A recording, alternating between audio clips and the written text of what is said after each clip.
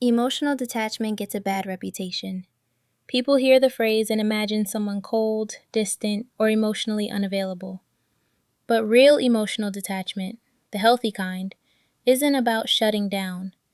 It's about not letting your emotions drag you across the floor like a toddler with a grudge. It's the ability to feel deeply without letting those feelings make your decisions for you. It's the skill of stepping back, breathing, and saying, "Okay, heart, I hear you, but let's not ruin our life today." Today, we're exploring the Calm Compass Guide to Emotional Detachment: how to stay connected without losing yourself, how to care without collapsing, and how to stop letting your emotions run the entire show like they're the CEO of your nervous system.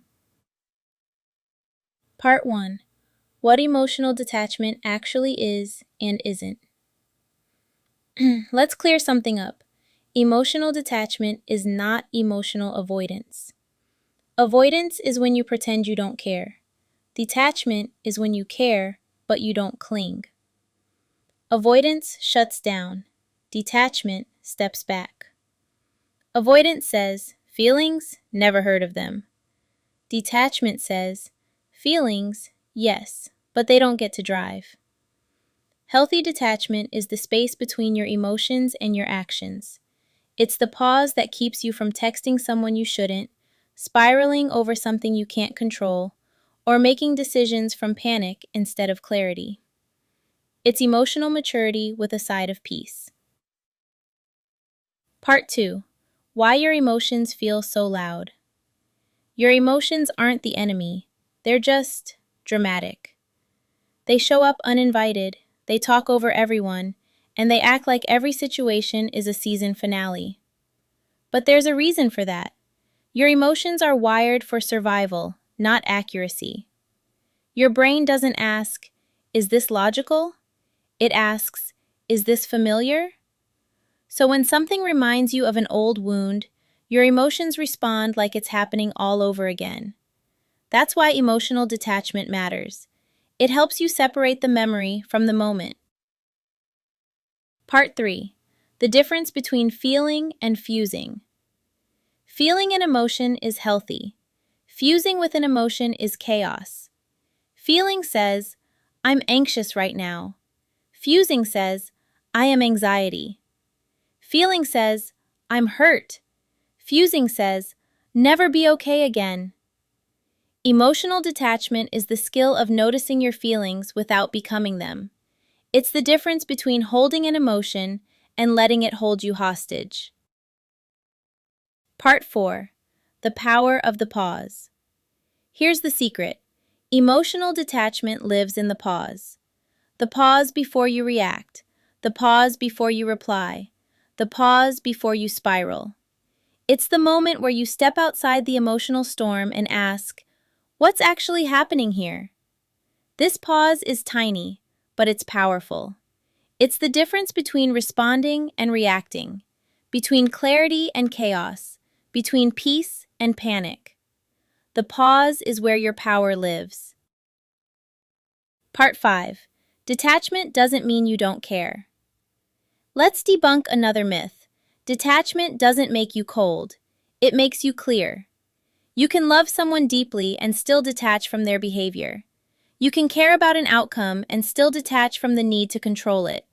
You can feel everything and still choose peace. Detachment is not the absence of emotion. It's the absence of emotional chaos.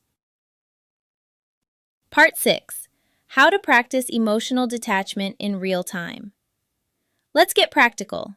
Here are the core skills that build emotional detachment, the Calm Compass way. 1. Name the emotion, don't become it. "I'm feeling anxious," not "I am anxious." 2.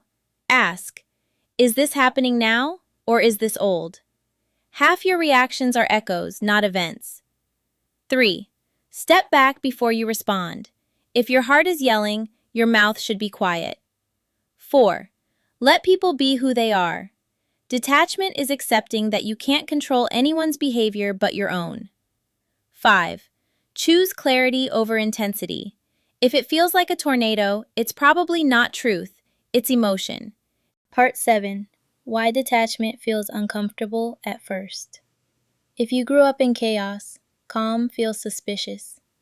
If you grew up earning love, detachment feels like rejection. If you grew up over-explaining, detachment feels like silence. Your nervous system is used to emotional noise, so when you start detaching, your brain thinks something is wrong. But that discomfort isn't danger, it's detox. Part 8. Detachment in relationships. Detachment doesn't mean pulling away. It means pulling back from the things that drain you. It means not taking everything personally, not trying to fix what isn't yours, not absorbing someone else's emotions like a sponge with low self-esteem. It's staying connected without losing yourself. It's loving without clinging. It's caring without collapsing. Detachment is the boundary between I'm here for you and I'm disappearing for you. Part 9. Detachment from outcomes. This is the hardest part because your brain loves control. It loves certainty. It loves knowing how the story ends. But emotional detachment means releasing the illusion that you can control outcomes. You can influence. You can show up. You can try. But you cannot force. You cannot predict. You cannot micromanage the universe. Detachment is trusting that what's meant for you won't require emotional self-destruction to keep. Part 10. The Calm Compass Method. Observe, don't absorb. This is the heart of emotional detachment. Observe your emotions, don't absorb them. Observe other people's behavior, don't absorb their projections. Observe the situation, don't absorb the story your fear is trying to write. When you observe, you stay grounded. When you absorb, you drown. Detachment is choosing the ground. Your peace is a practice. Emotional detachment isn't about caring less, it's about caring wisely. It's the shift from emotional reactivity to emotional responsibility. It's the moment you stop letting your feelings run your life and start letting them inform your life. You don't have to shut down to protect yourself. You just have to step back. Thank you for spending time with Calm Compass today. Keep calm and observe, don't absorb.